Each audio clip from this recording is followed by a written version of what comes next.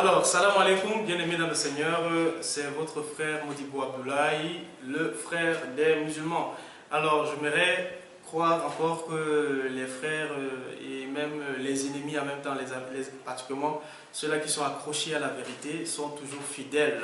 Alors, nous allons parler en quelques minutes sur la Bible. Peut-être vous avez eu entendre cette rumeur et les musulmans dire que voilà, la Bible est falsifiée, la Bible des chrétiens est falsifiée, le livre de la Bible, les livres qui constituent la Bible sont particulièrement falsifiés. Alors, comment répondre à cette objection? Est-ce que c'est vrai? Est-ce que réellement le Coran, le livre des musulmans, dit que effectivement la Bible est falsifiée, n'est pas digne, voilà, de confiance? C'est ce que nous allons voir en quelques minutes. Alors, premièrement, la chose que j'aimerais dire, c'est que c'est une rumeur qui circule au milieu musulman, mais aucun musulman, aucun savant musulman, aucun intellectuel musulman ne peut prouver cela à partir des textes coraniques où le Coran dit littéralement que le livre des chrétiens fut falsifié. C'est un mensonge. Donc le problème, comme je l'ai dit d'habitude, c'est que les chrétiens et même les musulmans ne sont pas habitués à la recherche, ne sont pas habitués à vérifier les déclarations des personnes. Donc, ce qui fait que quand ils entendent les musulmans dire que la Bible est falsifiée, ils n'ont pas le temps d'aller vérifier. Donc, en 5-10 minutes, nous allons essayer donc de faire ce petit examen. Est-ce que le Coran dit que la Bible est falsifiée? Vous, musulmans, si c'est un musulman qui suit cette vidéo, alors nous allons voir ce que le Coran dit. Alors, j'aimerais lire avec vous la sourate 2, le verset 136. La sourate 2, verset 136, laissez-moi voir ici, sourate 2, verset 136. Voilà, il dit, sourate 2, verset 136, ça veut dire la sourate Al-Baqarah, la sourate 2, le verset 136 dit, c'est Allah qui parle aux musulmans, il dit: dites, nous croyons à Allah et en ce qu'on nous a révélé et en ce qu'on a fait descendre vers Abraham et Ismaël et Isaac et Jacob et ses tribus, et en ce qui a été donné à Moïse et à Jésus, et en ce qui a été donné aux prophètes venant de leur Seigneur. Nous ne faisons aucune distinction entre eux et à lui nous sommes soumis. Dans la sourate 2, verset 136 dit: ordonne aux musulmans de dire ou encore de professer, de confesser que nous croyons à Moïse, à Abraham, à Noé et à tous ces livres qui ont été donnés à ces prophètes-là. Et il dit que vous devez dire que nous ne faisons aucune distinction entre eux. Dans le Coran, par ici, ordonne aux musulmans de croire que les livres de la Bible, les livres, c'est-à-dire la Torah, le Zabour, l'Injil, sont des livres qui ont été révélés par Dieu. Donc, c'est la première ordonnance qu'en tant que bon musulman, le musulman qui oserait croire que la Bible serait falsifiée, alors il serait en train de clouer le Coran et insulter Mohammed. Je vais vous donner tout à l'heure la logique. Pourquoi un musulman ne devrait même pas imaginer quelques instants qu'il serait possible que la Bible soit falsifiée. Donc, le premier truc, c'est que le Coran dit que les musulmans doivent croire aux livres qui ont été révélés avant le Coran et qu'ils ne doivent pas faire aucune distinction envers le Coran avec tous ces livres-là. Donc, c'est obligé. Donc, la sourate 2 également, le verset 285 dit, sourate 2, verset 285 dit: le messager a cru en ce qu'on a fait descendre vers lui venant de son Seigneur, et aussi les croyants. Tous ont cru en Allah, en ses anges, à ses livres au pluriel et en ses messagers.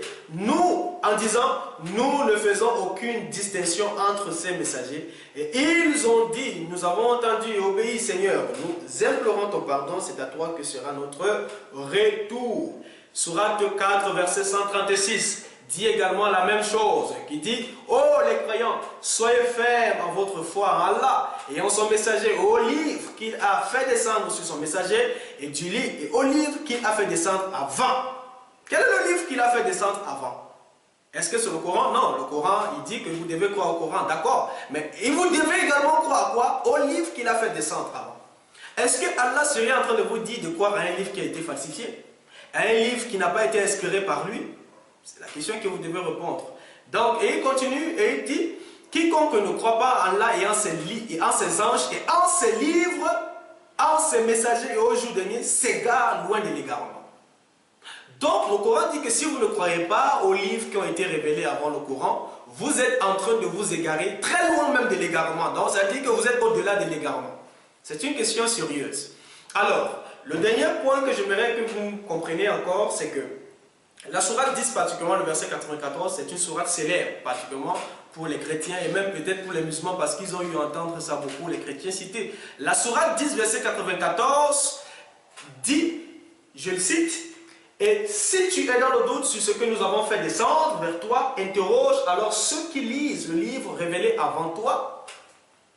La vérité, certes, t'est venue de ton Seigneur, ne sois donc pas de ceux qui doutent. » Donc vous voyez, à partir de cette sourate, au Coran, Allah donne la capacité, voilà, à la Bible, au livre de la Bible, de juger le Coran, puisque le Coran demande à Mohammed d'aller vérifier, d'aller examiner la Bible, ceux-là qui lisent les livres révélés avant le Coran, pour savoir si le Coran vient de Dieu.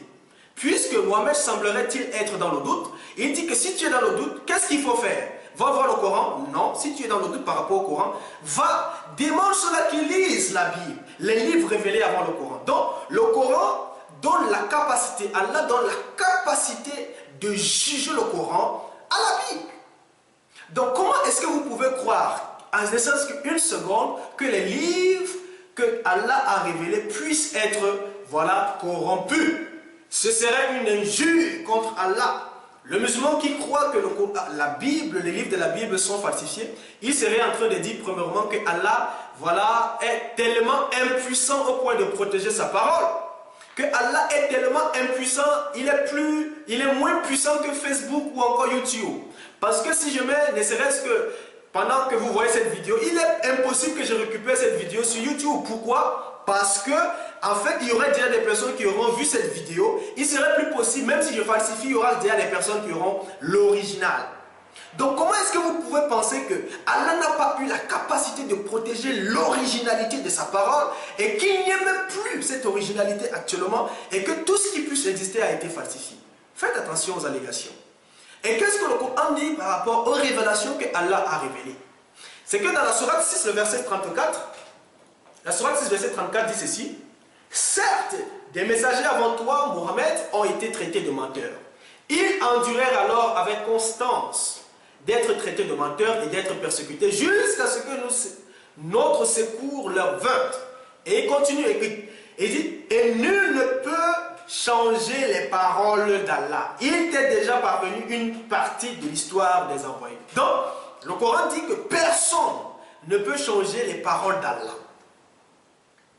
Personne ne peut changer les paroles d'Allah. Donc, votre propre livre, les musulmans, vous oblige à croire que la Bible ne peut pas être changée. Pourquoi? Parce que votre propre livre encore dit que la Bible est une parole révélée par Allah.